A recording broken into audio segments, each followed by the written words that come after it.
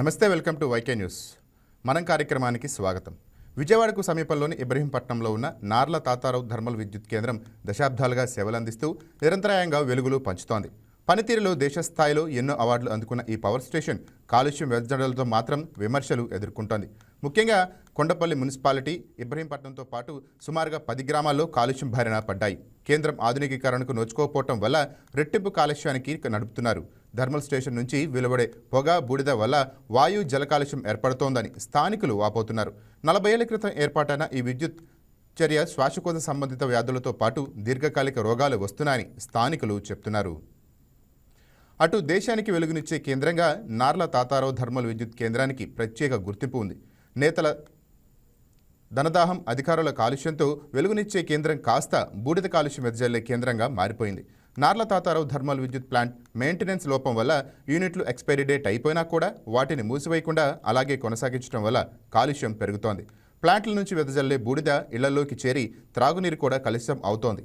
NTPC నుంచి వచ్చే బూడిద కాలుష్యం కొండపల్లి, ఇబ్రహీంపట్నంతో పాటు చుట్టుపక్కల శాంతినగర్, ఈలప్రోలు, గుంటుపల్లి, జూపుడి, కిలేశపురం, కేతనకొండ, మూలపాడు, కొటికలపూడి గ్రామాలు, విజయవాడ రూరల్ పరిధిలోని సైదరాపాడు, రాయనపాడు గ్రామాల ప్రజలు ఆసుపత్రుల పాలవుతున్నారు. ఇక 800 మెగావాట్ల యూనిట్కు సైలోస్ ఏర్పాటు చేయకుండానే విద్యుత్ ఉత్పత్తి చేస్తున్నారని, ఆ బూడిదను కేంద్రం పోసి లోడింగ్ చేసి లారీల ద్వారా తరలించడం వల్లే ప్లాంట్ ఏరియాతో పాటు చుట్టుపక్కల గ్రామాలపై పెద్ద ఎత్తున బూడిద మంచు వర్షం కురుస్తోందని ప్రజలు ఆందోళన వ్యక్తం చేస్తున్నారు. ప్లాంట్లో కొన్ని పరికరాలు సరిగ్గా పనిచేయకపోవడం వల్ల కూడా బూడిద పెద్ద ఎత్తున బయటకు వచ్చేస్తుందనే ఆరోపణలు కూడా ఉన్నాయి. ముఖ్యంగా దగ్గరగా ఉన్న ఈలప్రోలు గ్రామస్తులైతే ఈ బూడిద వల్ల మరిన్ని ఇబ్బందులు ఎదుర్కొంటున్నారు. పగలు రాత్రి తేడా లేకుండా తలుపులు వేసుకొని ఇళ్లలో ఉంటున్నామని వాపోతున్నారు. ఇక ఎప్పుడో నిర్మించిన 270 మెగావాట్ల యూనిట్లో ఉన్న పాత చిమ్నీలు శిథిలావస్థకు చేరుకున్నాయి. వాటిని తొలగించాల్సి ఉన్నా అధికారులు చర్యలు తీసుకోవటం లేదు. ఆ చిమ్నీల నుంచి పెద్ద ఎత్తున కాలుష్యం వస్తోంది. తక్షణం వాటిని తొలగించాలనే డిమాండ్ వినిపిస్తోంది. ఎన్టీపీఎస్ ప్రభావిత గ్రామాల్లో 70% మేర చెట్లను పెంచాలని, వాయు కాలుష్యాన్ని అదుపు చేయాలని కోరుతున్నారు. అలాగే ఎన్విరాన్మెంటల్ ఫండ్ సంస్థల కోట్లతో కాలుష్య బాధిత గ్రామాల్లో ఉచిత మెడికల్ క్యాంపులు పెట్టి ప్రజలకు, పశువులకు వైద్య సేవలతో పాటు ఉచితంగా మందులు సరఫరా చేయాల్సి ఉంది. ఇక నెల జరగాల్సి ఉన్నా ఎక్కడ అలా పెట్టిన దాఖలాలు లేవు. మరి నిధులు ఏమైనట్లు అనే ప్రశ్న ఉత్పన్నం అవుతోంది. ఎక్కడ ఒక్క మొక్క కూడా నాటలేదు, కానీ వాటికి ట్రీ గార్డులు పెట్టిన దాఖలాలు కూడా లేవు. నేషనల్ గ్రీన్ ట్రిబ్యునల్ గ్రీనరీ కింద అడిగితే కొండపల్లి రిజర్వ్ ఫారెస్ట్ను చూపించి చేతులు దులుపుకుంటున్నారు. ఇదే అంశానికి మనకు సంబంధించి మనతో మాట్లాడటానికి ప్రముఖ సామాజిక కార్యకర్త నల్లమోస్ ప్రసన్న బోస్ గారు అండ్ ప్రముఖ అడ్వకేట్ సుధీర్ గారు అందుబాటులో ఉన్నారు.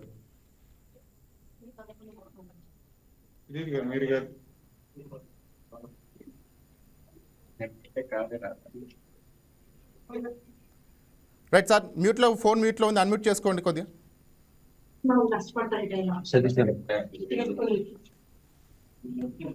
బాబు దిద్దు అయి పని లేదు. ప్రసన్న బోస్ గారు,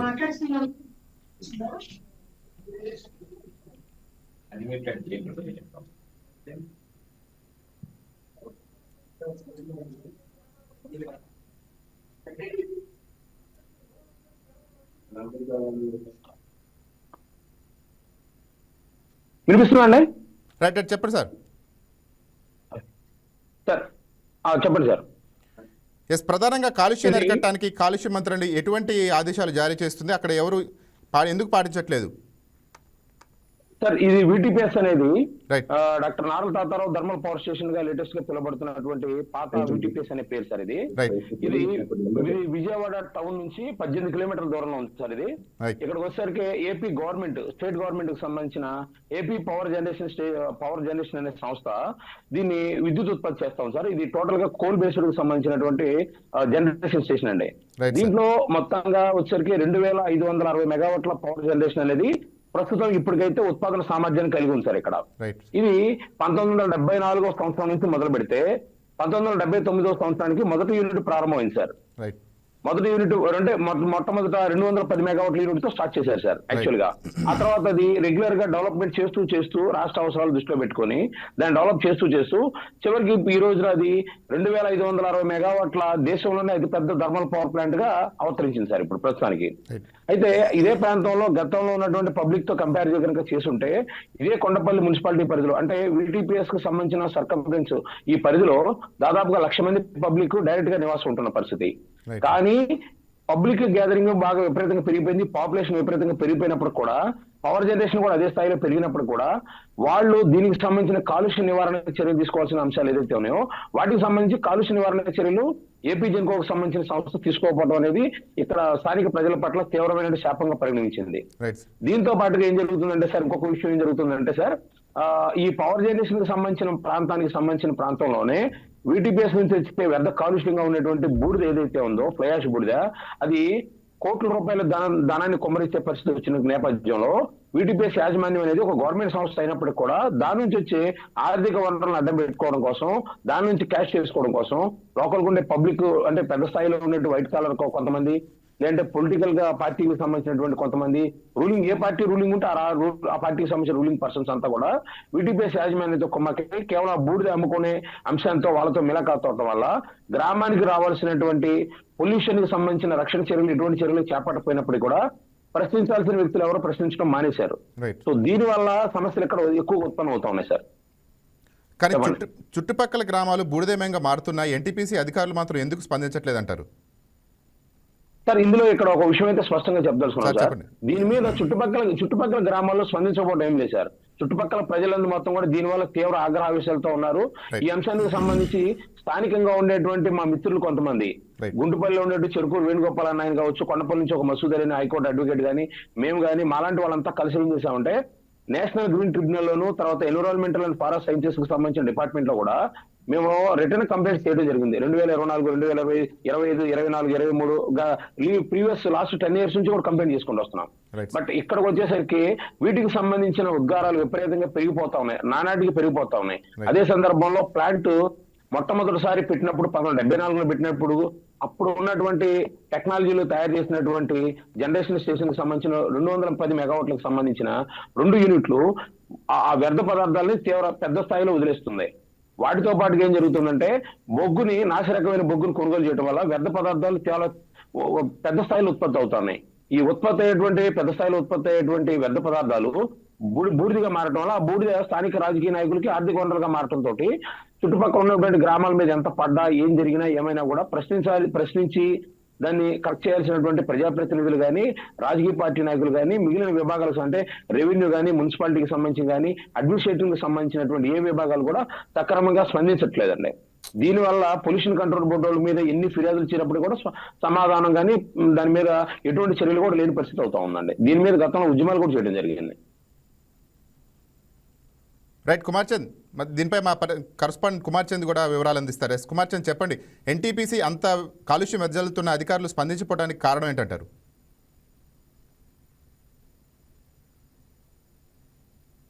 కుమార్ చంద్ ఫోన్ అన్మ్యూట్ చేయండి, వినపడట్లేదు.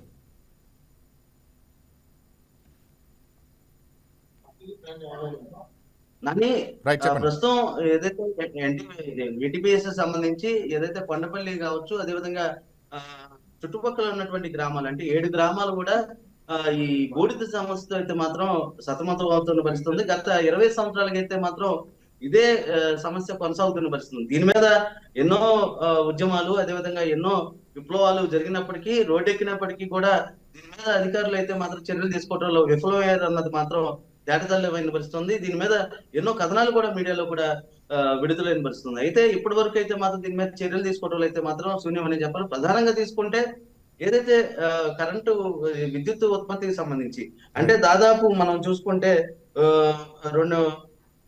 210 మెగావాట్ల ఉత్పత్తి ఏదైతే ఉందో అటువంటి చేసే 6 యూనిట్ల నుంచి కూడా 1260 మెగావాట్లు, అదేవిధంగా 500 మెగావాట్ల యూనిట్, అదేవిధంగా 800 మెగావాట్ల యూనిట్ రోజుకి ఇక్కడ నుంచి అయితే మాత్రం ఉత్పత్తి అయితే జరుగుతుంది. ఈ ఉత్పత్తి జరిగినటువంటి 1000 టన్నుల బొగ్గు ఏదైతే ఉందో ఆ బొగ్గుని ఈ లారీల ద్వారా సరఫరా బయటికి పంపించేస్తుంటారు. అదేవిధంగా కొన్ని ఏదైతే సైలోస్ ద్వారా అంటే చెరువులోకి, బూడిద చెరువులోకి అయితే పంపిస్తుంటారు. ఈ బూడిది ఏదైతే బయటకు వెళ్తుందో ఆ బూడిదంతా కూడా నీళ్లలో కలవటం, అదేవిధంగా చుట్టుపక్కల ఉన్నటువంటి గ్రామాలకు కూడా విస్తరించడం, వ్యాపించడం, అదేవిధంగా గాల్లో చేరి, అదేవిధంగా మంచినీటిలో కూడా పడిపోతూ అవి కలుషితం అవటంతో జీర్ణకోశ వ్యాధులు కావచ్చు, అదేవిధంగా ఊపిరితిత్తుల వ్యాధులు కావచ్చు, శ్వాసకోశ వ్యాధులు, ఇవన్నీ కూడా వీటితో కూడా దీర్ఘకాలిక వ్యాధులను బారిన పడుతున్న పరిస్థితి అయితే ఉంది. అయితే దీని మీద అంటే ప్రధానంగా చూసుకుంటే ఇది ఎందుకు జరిగిందంటే వైసీపీ ప్రభుత్వ హయాంలో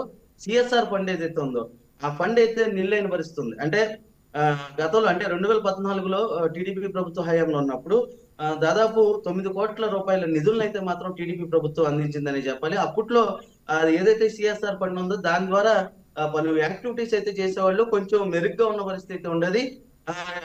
ఈ ఏదైతే వైసీపీ ప్రభుత్వం వచ్చిన దగ్గర నుంచి అంటే పూర్తిగా 21 కోట్లు నిలుపుదల చేశారు. అవి రావాల్సి ఉంది. దీని మీద ఇప్పటికీ కూడా కాలుష్య నియంత్రణ మండలి కూడా సభ్యులు కూడా పోరాడుతున్న పరిస్థితి అయితే ఉంది.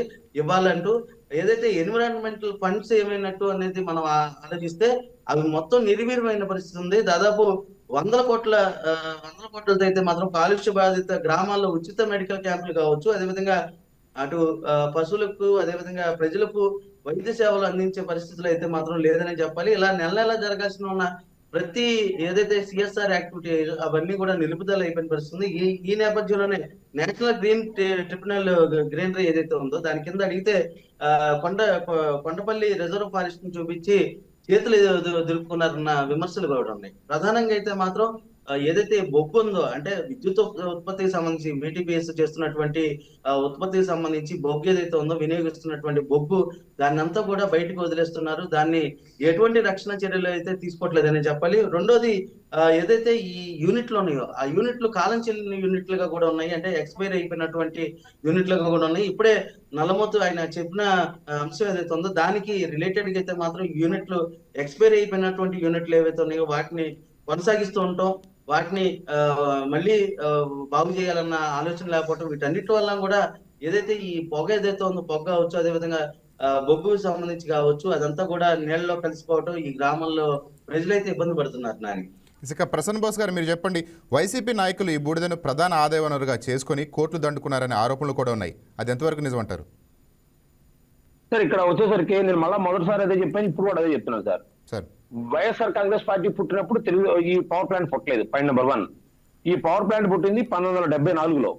1974 దగ్గర నుంచి కూడా బూడిద ఉత్పత్తి అనేది ఫస్ట్ నుంచి ఇప్పటి వరకు వస్తూనే ఉంది.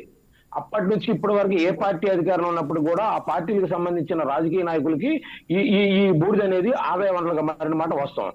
అయితే ఇక్కడ జరుగుతున్న విషయానికి సంబంధించిన దాంట్లో ఏం జరుగుతుందంటే, గత ప్రభుత్వంలో వైఎస్ఆర్ కాంగ్రెస్ పార్టీలో ఉండి శాసనసభ్యుడిగా ఉన్నటువంటి శాసనసభ్యులుగా కావచ్చు, ఇప్పుడు తెలుగుదేశం పార్టీలు ప్రభుత్వంలో కూడా ఆయనే శాసనసభ్యులుగా ఉన్నారు. ఇక్కడికి వచ్చేసరికి గత ప్రభుత్వం హయాంలో మన రిపోర్టర్ గా చెప్పిన మాటతో నేను విభేదిస్తున్నాను. ఇక్కడ ఏం విభేదిస్తున్నానంటే ఒక చిన్న విషయం చెప్పదలుచుకున్నా. ఈ అంశానికి సంబంధించి గతంలో నేనే వీటిపేస్ కు సంబంధించిన పొల్యూషన్ కు సంబంధించిన అంశానికి సంబంధించిన దాంట్లో ఆదాయ వనరులు అంటే బూడిద నుంచి వచ్చే డబ్బు ఏదైతే ఉందో అది ప్రజలు బ్లాక్ మనీలో కలిసిపోతా ఉంది. కానీ కేంద్ర ప్రభుత్వం ఒక గైడ్ లైన్స్ రిలీజ్ చేసింది. ఏం గైడ్ లైన్స్ రిలీజ్ చేసిందంటే, దేశవ్యాప్తంగా ఉన్నటువంటి పవర్ జనరేషన్ స్టేషన్స్ లో ఉన్నటువంటి బూడిద ఏదైతే ఉందో దాన్ని ఆదాయ వనరులుగా మార్చుకొని ఆ చుట్టుపక్కల ఉన్న ప్రాంతాలకి సిఎస్ఆర్ నిధులకు విడుదల చేయడం కానీ, డెవలప్మెంట్ యాక్టివిటీస్ కోసం లోకల్ బాడీస్ కి సంబంధించిన ఫండ్స్ ఇవ్వడానికి రేజ్ చేయడం కోసం, వీటన్నిటి కోసం చేయమని చెప్పని సెంట్రల్ గవర్నమెంట్ కి సంబంధించిన మినిస్ట్రీ ఆఫ్ పవర్ డిపార్ట్మెంట్ ఒక జీవో ఇచ్చింది 2014 సంవత్సరం కాలంలో. 2014 సంవత్సరం కాలంలో ఇచ్చిన జీవోని 2014 నుంచి 2019, 2024 సంవత్సరం వరకు కూడా ఎప్పుడు కూడా ఎవరు ఇంప్లిమెంట్ చేయని పరిస్థితి అయింది. సో ఈ నేపథ్యంలో నేనేం చేశానంటే, government of Andhra Pradesh chief secretary గారి దగ్గర నుంచి అన్ని విభాగాలతో మాట్లాడి దాని మీద ఒక టెండర్ ఫామ్ చేయడం జరిగింది. టెండర్ పెట్టిన తర్వాత దానికి సంబంధించిన ఫండ్స్ కొన్ని 100 కోట్ల రూపాయల డబ్బులు ప్రతి నెల రావడం జరుగుతుంది. ఈ 5 సంవత్సరాలకు సంబంధించిన ప్రజెంట్ టెండర్ ఇచ్చారు. ఈ టెండర్ వల్ల ఒక కాంట్రాక్టర్ వచ్చి ఈ బూడిద మొత్తం అంతా కూడా ఆయనే ఆ కాంట్రాక్ట్ చెన్నైకి సంబంధించిన కాంట్రాక్టరే దీన్ని ఇప్పుడు లిఫ్ట్ చేసి తీసుకుని పోతున్న పరిస్థితి. అయితే గతంలో ఏం జరిగేదంటే, ఈ టెండర్ కాంట్రాక్టర్ రాకముందు ఏం జరిగేదంటే, యాష్ ఫండ్ కు సంబంధించిన ప్రాంతంలో కావచ్చు, వీటీపీఎస్ ప్లాంట్ నుంచి బయటకు వచ్చేటువంటి యాష్ కి సంబంధించిన అంశంలో కావచ్చు, ఎవరికి నచ్చినట్టుగా వాళ్ళు తీసుకుని పోయే క్రమంలో బూడిద ఎక్కడ పడితే అక్కడ కింద పడిపోతుండే రోడ్ల మీద. కానీ ఇప్పుడు ఆ పరిస్థితి లేదు. ఏం జరుగుతుందంటే, ఇప్పుడు ప్రస్తుతానికి ఒక సంస్థకి ఇవ్వడం వల్ల, సంస్థ బాధ్యతాయుతంగా పనిచేయడం వల్ల ఏం జరుగుతుందంటే, ఆ బూడిద మొత్తం ఎక్కడ పడితే రోడ్డు మీద ఎక్కడ పడ్డా కూడా వెంటనే దాన్ని క్లీన్ చేయడం జరుగుతుంది ప్రస్తుతం ఉన్న పరిస్థితుల్లో. కానీ దాన్ని స్థానికంగా ఉన్న ప్రజలకు ఆదాయ వనరులుగా మార్చాల్సిన చోట స్థానికేతరులకు ఆదాయ వనరులుగా మార్చుతున్నారు కాబట్టి దాన్ని కూడా మార్చాలని చెప్పేసరి ఇప్పుడు మేము కొత్తగా ఫైట్ చేస్తున్నాం. అయితే ఇక్కడ ఒక విషయం చెప్పదలుచుకున్నాం ఏంటంటే సిఎస్ఆర్ నిధులకు సంబంధించిన దాంట్లో గత ప్రభుత్వ హయాంలోనే 3.5 కోట్ల రూపాయల చొప్పున 2 సార్లు రిలీజ్ చేయడం జరిగిందండి. 3,50,00,000 చొప్పున 2 సార్లు రిలీజ్ చేయడం జరిగింది. దాని తర్వాత ఇంకొక విషయం ఏం జరుగుతుందంటే ఈ పవర్ జనరేషన్ స్టేషన్ కి సంబంధించిన ఏపీ జెన్కోకు సంబంధించిన స్టేషన్ ఏదైతే ఉందో వాళ్ళు ఏనాడు కూడా వ్యవస్థలో ఉన్నటువంటి లోపాన్ని అడ్డం పెట్టుకొని ఏదో విధంగా డబ్బులు కట్టాల్సిన డబ్బులు ఏదైతే ఉందో 21 కోట్ల రూపాయలు ఇస్తామని చెప్పిన రిటర్న్ కమిట్మెంట్ జిల్లా కలెక్టర్ గారికి జెన్కో ఎండీ హోదాలో ఉన్నప్పుడు విజయానంద్ గారు అంటే ప్రస్తుత ప్రభుత్వ ప్రధాన కార్యదర్శి గారు 2014 సంవత్సరంలో ఏపీ జెన్కో మేనేజింగ్ డైరెక్టర్ గా ఉన్నప్పుడు మేమంతా కలిసి ఆయన దగ్గరికి వెళ్ళి గట్టిగా సార్ మా ప్రాంతం మొత్తం అంతా పొల్యూషన్ మీద పడిపోయి చాలా ఇబ్బంది పడతా ఉన్నాం, దీని మీద మాకు ఏదైనా రిటర్న్ కమిట్మెంట్ కావాలి అని చెప్పంటే ఆ రోజున ప్రజాభిప్రాయ సేకరణలో భాగంగా మీటింగ్ జరిగినప్పుడు 2014 సంవత్సరంలో రాతపూర్వకమైనటువంటి హామీ ఇవ్వడం జరిగింది. ఆ రాతపూర్వకమైన హామీ ఇచ్చినటువంటి వ్యక్తి ఈ రోజున ప్రభుత్వ ప్రధాన కార్యదర్శి అయి కూర్చున్నారు. కానీ ఆ రోజు ఇచ్చినటువంటి హామీలకి ఈ రోజుకి 12 సంవత్సరాలు అంటే పుష్కర కాలం పూర్తి అయినప్పుడు కూడా ప్రభుత్వ ప్రధాన కార్యదర్శి స్థాయికి ఎదిగిన తర్వాత కూడా ఆ హామీలు ఇప్పటివరకు ఇంప్లిమెంట్ కాకపోతే ప్రభుత్వ స్థాయిలో ఉన్న అత్యున్నత స్థాయి అధికారులు కూడా వారు ఇచ్చినటువంటి రాతపూర్వక హామీని ఇంప్లిమెంట్ చేయకపోతే మేము ఏ వ్యవస్థ దగ్గరికి వెళ్ళాలి సార్? పొల్యూషన్ కంట్రోల్ బోర్డు చూస్తే పొల్యూషన్ కంట్రోల్ బోర్డులో మేము రిటర్న్ గా కంప్లైంట్ ఇస్తే దాని మీద ఎటువంటి చర్యలు తీసుకొని చేపట్టడం. రాజకీయ నాయకుల దగ్గరికి వచ్చేసరికి వీళ్ళకి బూడిద కావాలి, వీళ్ళకి సంబంధించిన ఆదాయ వనరుల మార్గాలకి సంబంధించి ఎటువంటి డిస్టర్బెన్స్ లాగకూడదు. కానీ స్థానిక ప్రజలు మాత్రం ఈ అంశానికి సంబంధించిన దాంట్లో చాలా ఇబ్బందికర పరిస్థితులు మారుతున్నారు. సార్ చెప్పినట్టుగా ఇక్కడ ఒక విషయం చెప్పాలి, ఈ పవర్ ప్లాంట్ పుట్టింది వైఎస్ఆర్ కాంగ్రెస్ పార్టీ పుట్టినప్పుడు, తెలుగుదేశం పార్టీ పుట్టినప్పుడు కాదండి, 1974లో పుట్టింది.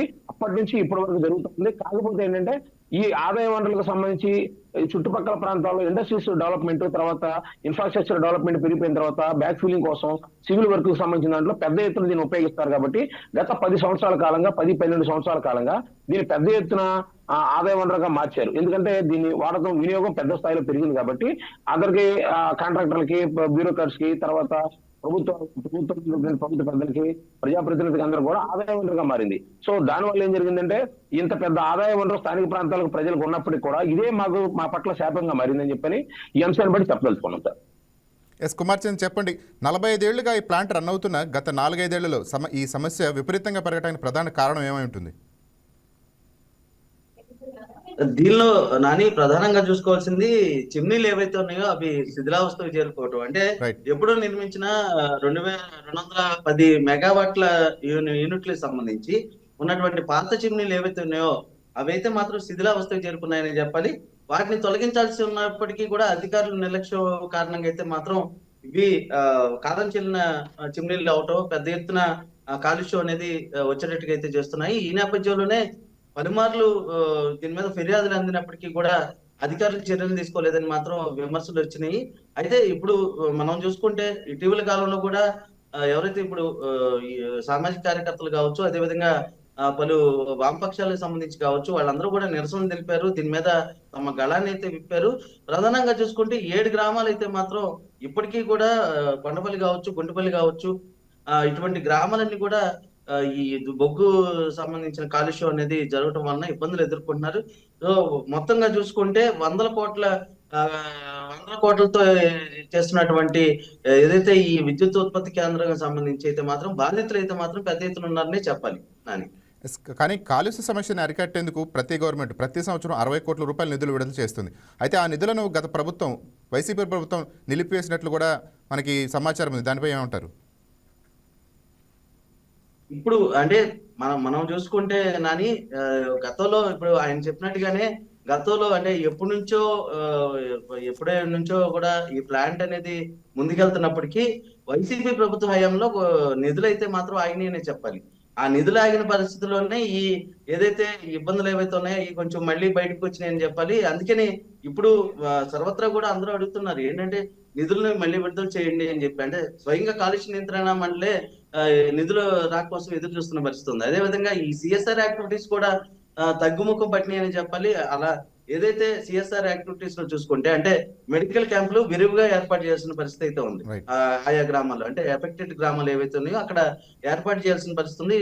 ప్రస్తుతం అయితే మాత్రం అవి తగ్గుముఖంగానే ఉన్నాయని చెప్పాలి. అందుకనే గ్రామాల్లో ఉన్నటువంటి ఎవరైతే బాధితులు ఉన్నారో వాళ్ళు దీర్ఘకాలిక వ్యాధులకైతే లోనవుతున్నారు. కాబట్టి దీనికి సంబంధించి ఒక నిర్ణయం కాలుష్య నియంత్రణ మండలి తీసుకుంటే కొంచెం వాళ్ళకి వెసులుబాటుగా ఉంటుంది, ఇబ్బందులు తొలగుతాయి అని కూడా చాలా మంది వేడుకుంటున్న పరిస్థితి ఉంది. మరి ఎప్పుడు వీళ్ళు అధికారులు దీని మీద చర్యలు చేపడతారని వేచి చూడాల్సి ఉంది. నాని ఎస్ ప్రసన్నబోస్ గారు చెప్పండి, అధికారులు నాయకులు పట్టించుకోకపోతే న్యాయపరంగా పోరాటం చేసే అవకాశం లేదంటారా ఈ సమస్య పైన?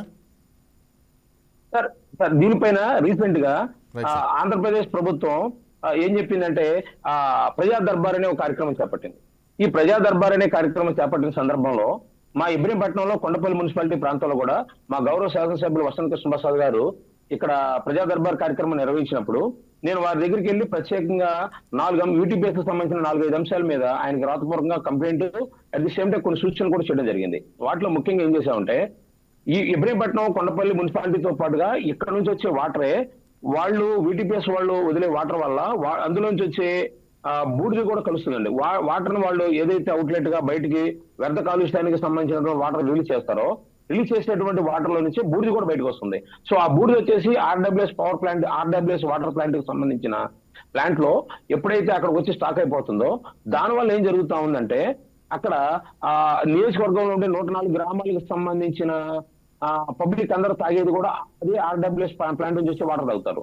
ఈ క్రమంలో ఈ వాటర్ ఎప్పుడైతే పొల్యూషన్ అవుతుందో 104 గ్రామాలకు సంబంధించిన పబ్లిక్ అందరూ కూడా అంటే 3.5 లక్షల మంది ప్రజల తాగునీటికి తీవ్ర విఘాతం కలుగుతున్న పరిస్థితులు ఏర్పడుతున్నాయి. నేనేం చెప్పానంటే ఎమ్మెల్యే గారికి, కొండపల్లి మున్సిపాలిటీలోను ఇబ్రహీంపట్నం మండలానికి సంబంధించిన స్థానిక సంస్థలకు అంటే కొండపల్లి మున్సిపాలిటీ కౌన్సిల్లోను ఇబ్రహీంపట్నం మండల పరిషత్ కౌన్సిల్లోను తీర్మానాలు చేసి ఆ 2 తీర్మానాలని జిల్లా కలెక్టర్ గారి ద్వారా పొల్యూషన్ కంట్రోల్ బోర్డు కనుక మనం ఇవ్వగలిగితే స్థానికంగా ఎంతో కొంత మనకి ఇంపాక్ట్ అయి ఉండే అవకాశం ఉంది అని చెప్పేసి నేను వారి దృష్టికి తీసుకురావడం జరిగింది. అదే సందర్భంలో ఇప్పటికే 2024లో మేము సెంట్రల్ గవర్నమెంట్ కు సంబంధించిన గ్రీన్ ట్రిబ్యునల్ లోను తర్వాత ministry of environmental and foreign sciences department కు సంబంధించిన దాంట్లో మేము ఫిర్యాదులు చేయడం జరిగింది. కానీ మేము ఫిర్యాదులు చేసినప్పుడు కూడా ఏపీ జెన్కోకు సంబంధించిన డాక్టర్ ఎన్డీడీపీఎస్ కు సంబంధించినటువంటి యాజమాన్యం ఎవరైతే ఉన్నారో వాళ్ళు వాటికి సంబంధించినటువంటి మురళీకృష్ణ అనేటువంటి ఇంజనీరింగ్ సైంటిస్ట్ ఇబ్రహీంపట్నం వచ్చి విజిట్ చేసినప్పుడు ఈ ప్రాంతంలో ఎటువంటి పెద్దగా పొల్యూషన్ లేదు, అందరూ బాగానే ఉన్నారు అని చెప్పని ఫేక్ సర్టిఫికేట్లు ఇవ్వడం వల్ల మేము చేసేటువంటి ఉద్యమానికి ప్రభుత్వ పెద్దల నుంచి కానీ ప్రజాప్రతినిధుల నుంచి కానీ ఆ స్థాయిలో సహకారం పెద్దగా లేకపోవడం వల్ల ప్రజలు స్వచ్ఛందంగా చేసేటువంటి ఉద్యమాలకి పెద్ద ఎత్తున బలం చేకూరుకునే పరిస్థితి ఏర్పడుద్ది. ఒక వ్యవస్థతో మేము పోరాటం చేస్తాం, 4-5 వ్యక్తులు కలిసి ఇంత పెద్ద వ్యవస్థ మేము ఫైట్ చేస్తున్నాం. కానీ మాతో పాటుగా ప్రజాప్రతినిధులు కూడా అంటే కొండపల్లి మున్సిపాలిటీకి సంబంధించి మేము రెజల్యూషన్ పాస్ చేసి ఈ పొల్యూషన్ కి సంబంధించిన దాని మీద రెజల్యూషన్ పాస్ చేసి ఇమ్మని చెప్పని అడిగితే రీసెంట్ గా జరిగినటువంటి పొల్యూషన్ కౌన్సిల్ తీర్మానంలో కూడా పెట్టమని చెప్పి చైర్మన్ గారిని అడిగాం, కమిషనర్ని అడిగాం, ఎంపీపీ గారిని అడిగాం, మండల పరిషత్ ఎంపీడీఓ అధికారి గారిని అడిగాం, స్థానికంగా ఉన్న రాజకీయ పార్టీని అడిగాం, నియోజకవర్గ శాసనసభ్యులు అడిగాం. కానీ ఏ ఒక్క వ్యక్తి దగ్గర నుంచి కూడా పాజిటివ్ రెస్పాన్స్ రాలేదు. అంటే వీళ్ళు ప్రజల కోసం, ప్రజల ఆరోగ్యాన్ని కాపాడడం కోసం పనిచేస్తున్నారా లేకపోతే వాళ్ళ వ్యక్తిగత స్వార్థ ప్రయోజనాల కోసం పనిచేస్తున్నారా అనేది ప్రజలు డిసైడ్ చేస్తారు. ఆ సందర్భం వచ్చినప్పుడు ప్రతి ఒక్క వ్యక్తికి కూడా దానికి ఎవరెవరు ఎలాంటి మూల్యం చెల్లించుకోవాల్సిన చెల్లించుకుంటారు. కానీ స్థానిక ప్రజలు మాత్రం ఎవరు ఇక్కడ రావచ్చు వెళ్ళిపోవచ్చు, కానీ స్థానిక ప్రజలు మేమంతా ఇక్కడే ఉండేవాళ్ళం కాబట్టి గత 40 సంవత్సరాల కాలం నుంచి 45 సంవత్సరాల కాలం నుంచి మేము ఇదే పొల్యూషన్ మేము ఫేస్ చేస్తా ఉన్నాం. కానీ ఆ సమస్య ఇప్పుడు తీవ్రంగా పెరిగిపోతుంది. అంటే రీసెంట్ గా 800 మెగావాట్స్ వచ్చిన తర్వాత ఏమైందంటే సార్, ఒక అనుభవ రాహిత్యం కలిగినటువంటి కాంట్రాక్టర్ కి ఆ టెండర్ కట్టబెట్టడం వల్ల ఆయన పవర్ జనరేషన్ చేయగలిగే స్థాయికి జనరేషన్ కన్స్ట్రక్షన్ చేసి ఇచ్చిన తర్వాత కూడా చాలా సమస్యలు దాంట్లో ఏర్పడటం వల్ల బొగ్గు కింద పడిపోతా ఉంది, గ్యాస్ మొత్తం కింద పడిపోతా ఉంది. వాటన్నిటిని వాటర్ స్ప్రింక్లర్ ద్వారా కొట్టేసి నీళ్ళ కాలంలోకి వదిలేస్తున్నారు. దానివల్ల ఏం జరుగుతుందంటే కృష్ణానది కాలుష్యం అయిపోతుంది.